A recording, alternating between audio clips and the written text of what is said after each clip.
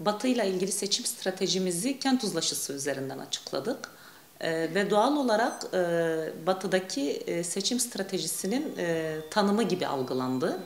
Bu yanlış bir algı değil, sadece eksik bir algı.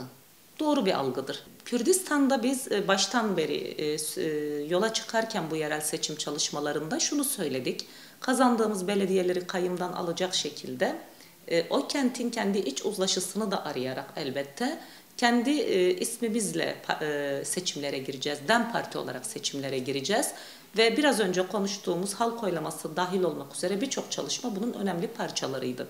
Batı içinse Batı'da kent uzlaşısının seçimle ilgili bir yanı da var. Tam olarak şöyledir. Şimdi biz bir kenti kimin yöneteceğini seçerken, belirlerken Batı'da elbette DEM Parti olarak kendimizin kriterleri var. O adayın ve o yapının işte demokratik olması, Kürt sorununa yaklaşımı, kadın özgürlükçü anlayışı, derinleşen ekonomik krize karşı nasıl bir istihdam alanı yaratma projesine sahip, var mı öyle bir projeleri? Bu konudaki ekolojik dengeyle ilgili duyarlılık meselesi bizim için hakikaten bu dönem çok önemli bir kriter. Paradigmanın, anlayışın, ilkelerin çerçevesinde aynı zamanda bir aday arayışı da, bir hat arayışı da içermektedir kent uzlaşısı. İkinci bir şey ise tabii yine sorunda olan kent uzlaşısı dediğimiz şeyin bir diğer yüzü nedir? Diğer yüzünde tam da üçüncü yol var. Şimdi bu fikriyata, bu ilkesel duruşa sahip olan anlayışlar toplumun demokratik dönüşümüne öncülük edebilecek anlayışlardır. Çünkü biz kent uzlaşısı derken sadece siyasi partileri kastetmiyoruz.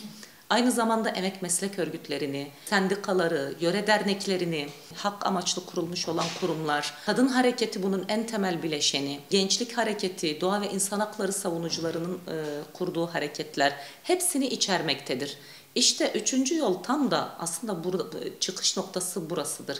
Üçüncü yol egemen iki blokun şu anda Türkiye açısından baktığımızda Cumhuriyet'in kuruluşundan bugüne kadar egemen iki blokun dışında ezilen ve sömürülenlerin kurtuluş paradigması demektir üçüncü yol. Kayyum atanmış bütün belediyeleri kesinlikle geri almayı hedefliyoruz. Az farkla kaybettiğimiz belediyeleri mutlaka almaya dönük bir çalışmanın içindeyiz. Belde belediyelerini bu dönem 2019'a nazaran daha çok önemsiyor ve daha fazla üzerinde duruyoruz. Dolayısıyla belediye sayılarımız artacak. Bundan eminim. Ve tabii parantez içinde şunu belirtmeliyiz. AKP işte farkın birkaç bin olduğu yerlerde onlar bu rakamların üzerinde bir mühendislik çalışması sürdürmüşler ve ona göre başta asker, polis olmak üzere, kolluk kuvveti olmak üzere oraya seçmen taşıması yapmışlar. Bunları tabii ki ilk işimiz hepsini analiz etmek, tek tek listelerini çıkarmak. İkinci ve bir o kadar önemli, hatta pratikte daha da önemli olacak olansa şudur. 3000 oy taşımışsa biz 6000'i geçecek bir oyu kendimize dönüştürmeyi hedefleyeceğiz. Çok büyük bir enkaz devralacağız. Çok doğru. Çünkü belediyeleri borçsuz, hatta artı parayla kayyım atamış oldukları belediyelerimiz şu an milyonlarca TL borçlu durumdalar. Hiçbir faaliyet zaten yürütmediler. Değil bir kent hizmeti, mevcut olan parke taşlarını söküp, mevcut olan kaldırımları kırıp bıraktılar. Kürt halkına bir cezalandırma. Bu da bir işkence biçimi oradaki kentte yaşayan yurttaşa. Bunu reva görüyorlar. Şimdi tabii bir enkaz devraldığımızın farkındayız. Ama o kentler bizim. O kentler ne olursa olsun bu enkaza rağmen biz o belediyeleri alacağız ve bu belediyelerimizi, kentlerimizi bu enkazdan kurtaracağız. Biz sıfırdan başlamıyoruz. Kayyım sadece belediyelerin maddi kaynaklarını ya da o kentin tarihi değerlerini çarçur etmedi, yıpratmadı. Kayyım aynı zamanda biz sanki bugüne kadar hiç belediye kazanmamışız, hiç belediye yönetmemişiz, hiçbir pratiğimiz ve deneyimimiz yokmuş gibi bir hafıza yaratmak istiyor. Yani hafızasızlaştırmak, yani bizim birikimlerimizi, deneyimlerimizi, onca belediyelerdeki emeklerimizi hafızalardan silmek istiyor. Oysa biz bu konuda çok birikimli, çok da deneyimli bir partiyiz. Biz bu birikim ve deneyimi de arkamıza alarak bu kayyımın yarattığı tahribatların hepsiyle tek tek uğraşacağız. Bugün bu halk oylaması bize şunu gösterdi. Halkın kendi adayını belirlediği ve belediyeye eş başkanlığına getirdiği insanları öyle kayyum atamak geçen dönemki gibi kolay olmayacak. Biz bir yandan seçimleri kazanma çalışması yürütürken bir yandan da halkın belediyelerine 1 Nisan'dan itibaren nasıl sahip çıkacağını da konuşuyoruz. Biz halk olarak, halkla birlikte belediyelerimizin etrafına etten duvar öreceğiz. Biz belediyelerimize öyle o beton duvarları, kesinlikle o beton duvarları yıkacağız. Biz Batı'da kent uzlaşısı aradığımızı, biraz önce de konuştuğumuz çerçevede nasıl bir kent uzlaşısı aradığımızı ifade ettik. Evet. Bununla ilgili pratik olarak da arayışlarımız sürüyor. Evet, Cumhuriyet Halk Partisi ile karşılıklı bir ziyaretlerimiz gerçekleşti. En sonki ziyaretimizde Türkiye'nin genel gündemlerini konuştuğumuz gibi yerel seçimleri de konuştuk ve olası işbirlikleriyle ilgili bir görüşmeci heyetler belirledik karşılıklı. Şu an görüşmeci heyetlerimiz bu çalışmaları sürdürüyor. Yani bir işbirliği olacak mı? Henüz bunu bağıtlamış değiliz, netleştirmiş değiliz, nihai kararı vermiş değiliz. Fakat şayet olursa, ki biliyorsunuz seçim takvimi işliyor. Evet. Şayet olursa biz elimizin altında bir dosyamız olsun istiyoruz tabii ki. Yani işbirliklerinde ney, nerede, nasıl yapılacak, bütün bunları biz konuşuyoruz. Konuşmalıyız da zaten. Bizim Batı ile ilgili netleşen yaklaşımlarımızdan biri de şudur. DEM Partili meclis üyelerimiz DEM Partili olacak. Ayrıca da büyük şehirler başta olmak üzere Batı'da grup kurabileceğimiz yeterlilikte seçmenimizin olduğu yerlerde aynı zamanda yerel yönetimlerde, belediyelerde kendi DEM Parti grubumuzun olması. Bunlar bizim için hakikaten çok önemli noktalar. Bütün bunları, bu görüşlerimizi hem görüşmelerimizde de ifade ettik, hem açık ve şeffaf olma sözünü verdik halkımıza. Açık ve şeffaf bir biçimde de çıktık mikrofonlarda karşısında. Biz bunları konuştuğumuzu da orada anlattık. Şu anda Batı'yla ilgili yaklaşım bu çerçevededir. Tahmin ediyorum ki birkaç güne kadar ana ekseni de bağıtlayabiliriz, netleşebiliriz bu konuda. Netleşeceğimiz konu nedir diye soracak olursan onu da üstü kapalıymış gibi olmasın diye daha açık bir cümleyle ifade edeyim. Yani muhalefet partisiyle işbirliği yapacağımız, yapıp yapmayacağımız, yapacaksak yapacağımız yerlerin bağıtlanması. Tam da bunu kastediyorum.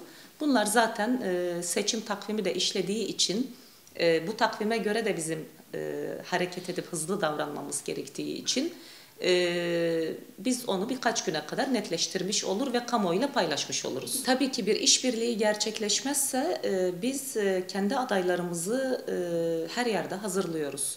Ve 2019'dan farklı olarak 2024 yerel seçimlerine de bu da çok önemli bir şey, onu da belirtmek isterim.